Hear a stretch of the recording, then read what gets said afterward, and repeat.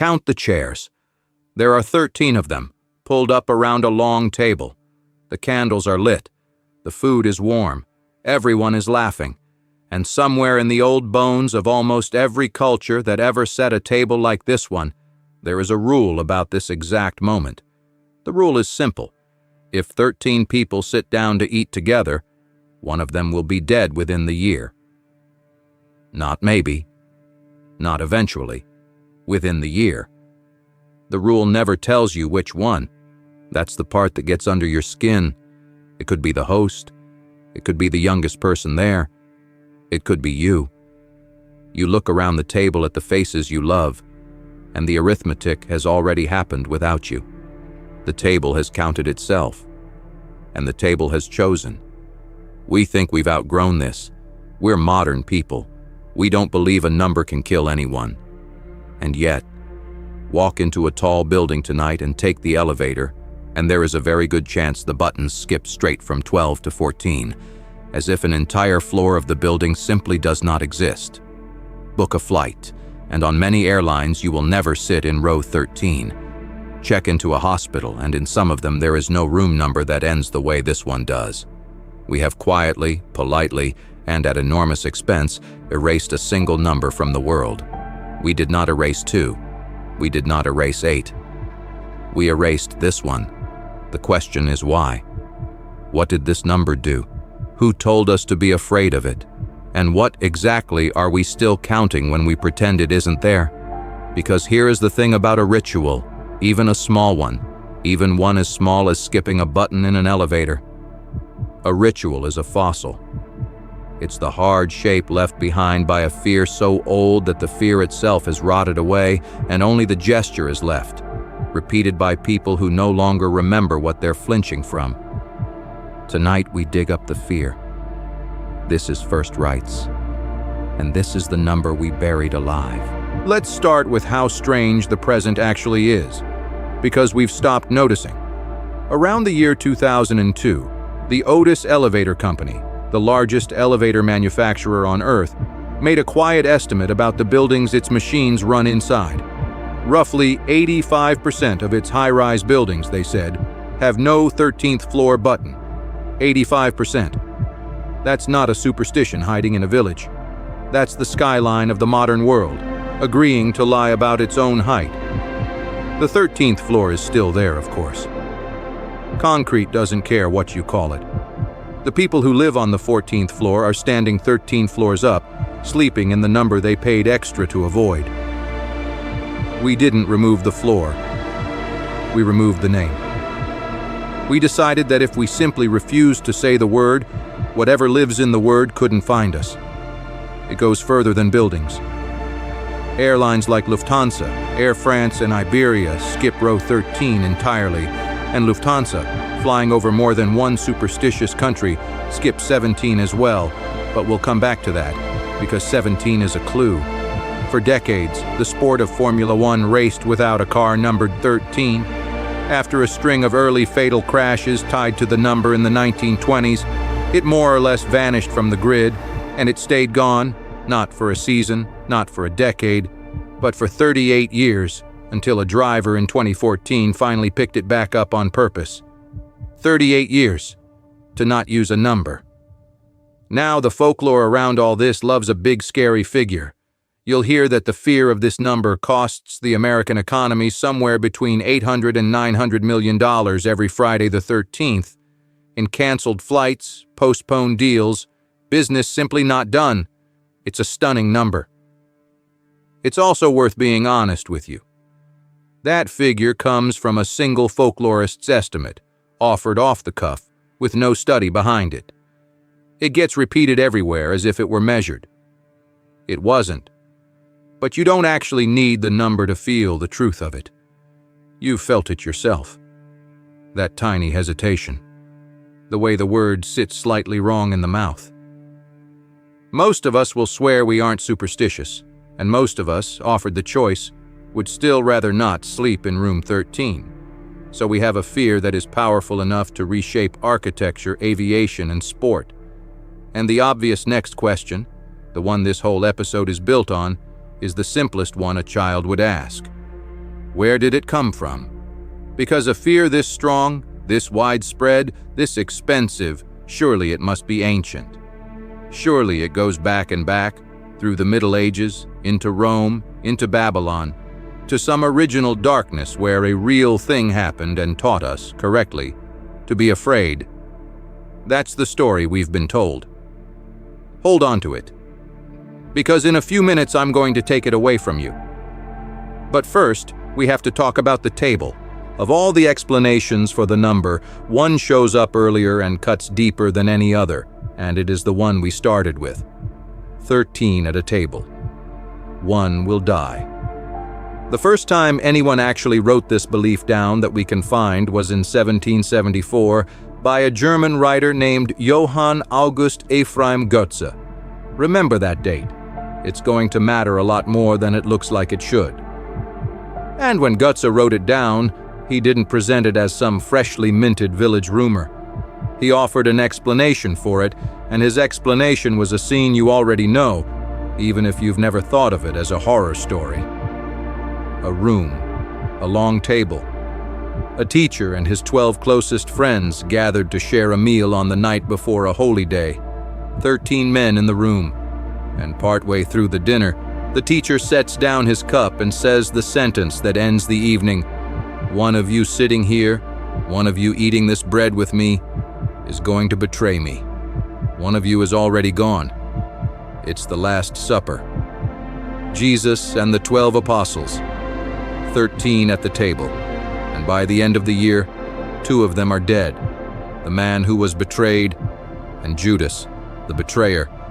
The 13th presence at a table that was supposed to hold 12.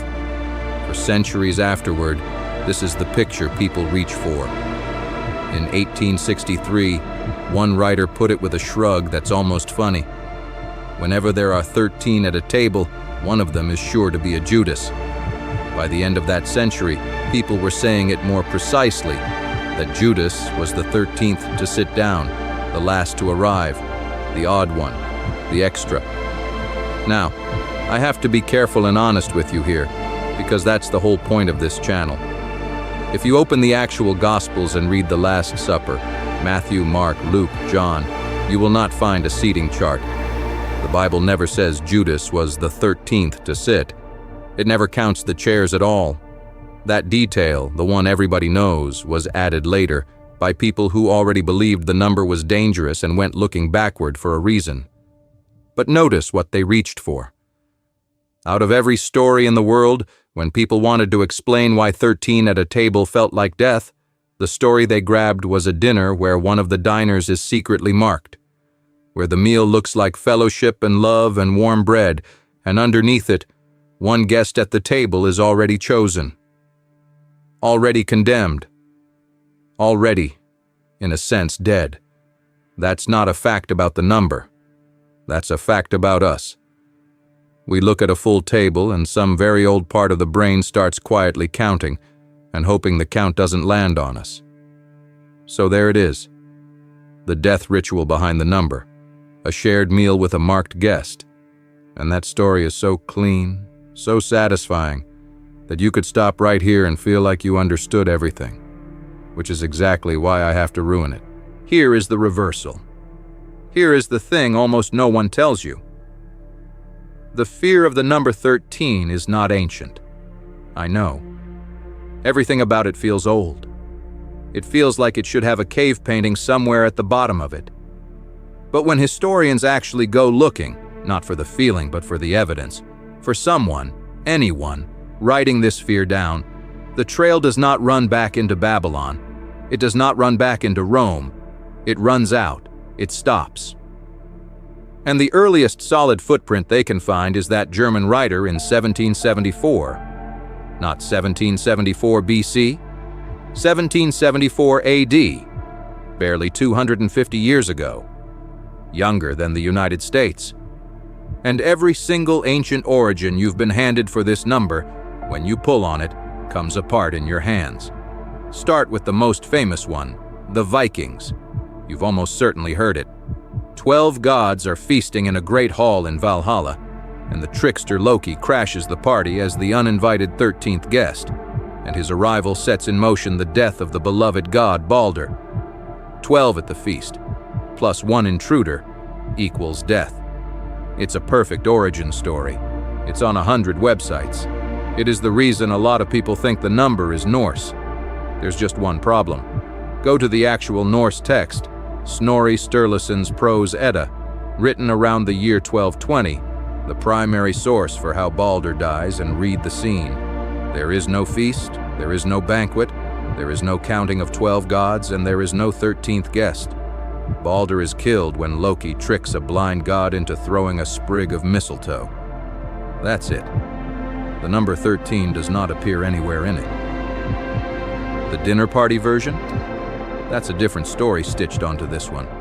There is a Norse poem where Loki barges into a feast uninvited, but in that poem, Balder is already dead before the meal begins, and even there nobody counts Loki as the 13th. Someone, centuries later, took 2 separate stories, glued them together, added a number that was in neither of them, and sold it back to us as ancient wisdom.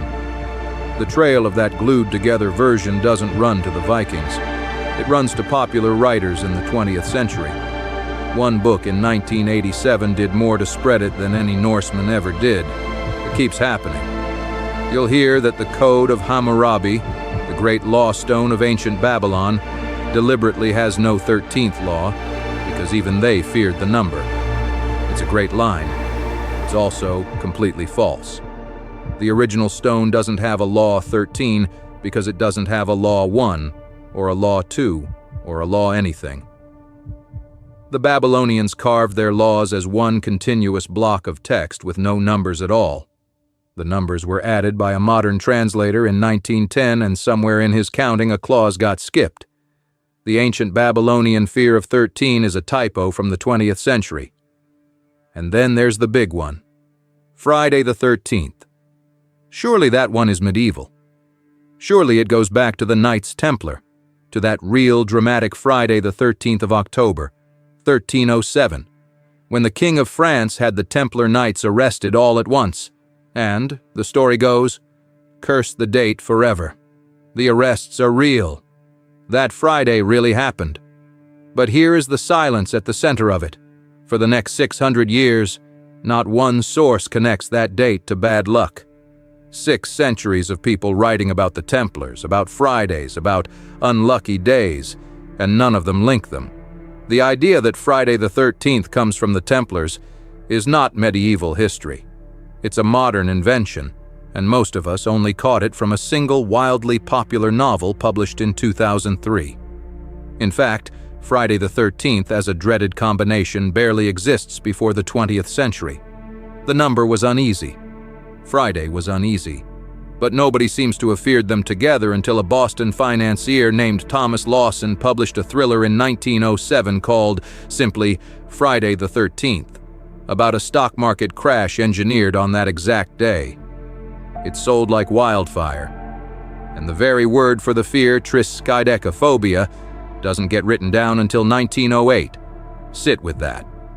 The clinical name for humanity's most famous ancient dread was coined the same decade as the Model T Ford. So now we have a problem. A beautiful, difficult problem. Because if this fear is only 200 years old, if the Vikings didn't have it, and Babylon didn't have it, and the Templars didn't start it, then why, when you stand in that elevator, does it feel like it's been with us forever? The answer is that we've been looking at the wrong thing.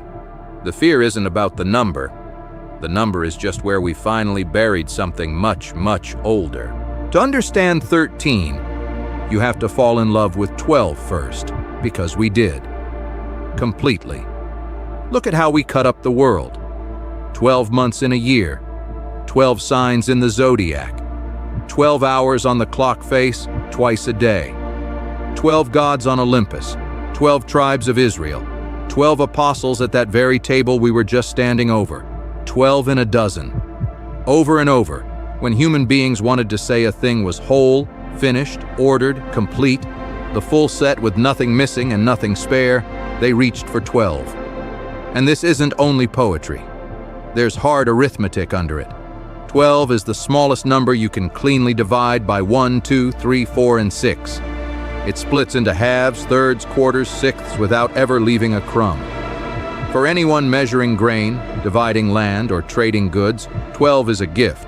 It shares out evenly almost every way you cut it. Some scholars think we reached for it so naturally because it's literally in the hand. Use your thumb to count the 3 little bones on each of your 4 fingers, and one hand tallies to 12. Not 10.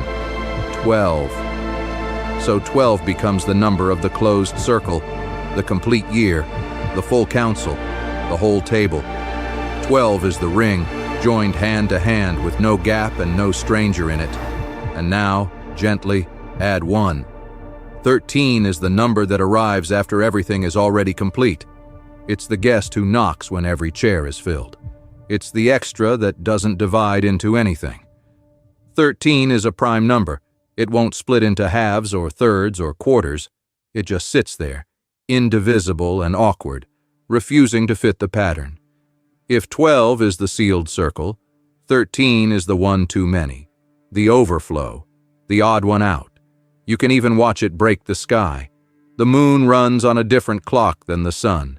It takes about 29.5 days to cycle, which means it completes not 12, but roughly 12 1/3 cycles in a year. And so every few years, a year has to swallow a 13th full moon it wasn't built to hold, the one we now call a blue moon. To the people keeping the old calendars, that 13th moon was a nuisance and a disruption. It shoved the festivals out of place. It didn't belong. It was the month the year hadn't ordered. The extra one. Again. Do you feel the shape forming? 13 isn't evil. 13 has no horns. 13's real crime in the human imagination is far simpler and far more human than evil. 13 doesn't fit. It's the one that arrives after the set is complete. The one that won't divide, won't sit smoothly in the ring, won't take its assigned place. And there is one more thing we have always done with the one who doesn't fit. The one who arrives too many. The stranger at the finished table. We choose him. We mark him. And, in the oldest version of the story, we make him carry the death that the rest of us are terrified of, so that we don't have to. That's the ritual under all of this, and it's the last thing we have to dig up. Here is a fact that should change how you see this entire fear. It isn't 13 everywhere. Travel to China, to much of East Asia, and the number that empties the elevator buttons isn't 13, it's 4. Because in Chinese, the word for 4 sounds almost exactly like the word for death. So 4 is the one that vanishes from the floors, the phone numbers, the license plates. In Japan, they flinch from 4 as well, and from 9 too. 9 sounds like their word for suffering, and you will find hospitals there with no room 4, no room 9, no room 49. And go to Italy, and 13 is often considered lucky, while the number they truly avoid is 17. Write 17 in Roman numerals, XVYI, rearrange the letters, and you can spell VIXI, a Latin phrase that means I have lived, as in, my life is over, as in, I am dead. Look at what that tells us. The exact same job, the unlucky number, the one we won't say, the one we design our buildings around, is done by 4 in one country, by 17 in another, by 13 in ours. The dread is real, but the number wearing it is arbitrary. Each culture reached into its own language, its own myths, and pinned the fear onto a different digit, which means the fear was never coming from the number. The fear was already inside us, looking for somewhere to land, and you can prove the number is innocent from the other direction too. Because 13 isn't even unlucky to everyone here. In Jewish tradition, 13 is the age a child becomes an adult before God, the bar mitzvah, a beginning, not an ending. There are 13 attributes of divine mercy, 13 principles of the faith. In Italy, to make 13, fair tredici was to hit the jackpot on the football pools, a shout of pure good luck. And even the number's most famous modern victim tells the other story. Apollo 13, launched at 13 minutes past the hour, crippled by an explosion on the 13th of the month, is remembered as a disaster, but every astronaut on it came home alive. We call it unlucky. It was one of the most successful rescues in human history, so the number never carried a curse. We put one on it. The question is what we were really trying to bury. And now, finally, we can say it plainly. Go back to the table. 12 is the whole circle, the family, the tribe, the group that survives together, and the 13th is the one who breaks it, the extra, the stranger, the one who doesn't divide into the pattern, who arrives after the set is sealed. And the very oldest thing that human beings do, older than the Bible, older than the Eddas, older than any of the stories we later blamed, is this. When the group is afraid, when death is in the air and everyone is terrified it's coming for them, we choose one, we mark one. We load the whole group's dread onto a single person, the odd one, the outsider, the one who doesn't quite belong, and we let him carry it out of the circle, so the rest of us can believe we're safe. Judas at the table, Loki at the feast, the 13th guest. They're all the same figure wearing different clothes, the marked one, the chosen one, the one the group agrees must be the one to die so that it isn't you. That's the fossil. That's the fear the gesture is made of. When you stand in the elevator and the button skips from 12 to 14, you are not flinching at a number. You are performing without knowing it, the last worn-down echo of the oldest bargain we ever made with death, the hope that if death has to take someone from this full and happy table, it will take the one who doesn't fit. The extra, the 13th, anyone but me. So here is your ritual, laid bare. Not Celtic, not Babylonian, not Templar. Barely older than the telephone as a fear of a number, and older than recorded history as a fear of each other. The number 13 is just the small, safe, modern box we finally poured it into, so we'd have somewhere to point when that ancient part of us starts, quietly, to count the chairs. Next time you sit down at a crowded table, you'll feel the urge. Don't count. Because the ritual was never really about the 13th chair, it was about the terrible human hope that the empty one, when it comes, belongs to somebody else. This has been First Rites, where every ritual began. We buried this one alive. Come back and we'll dig up the next.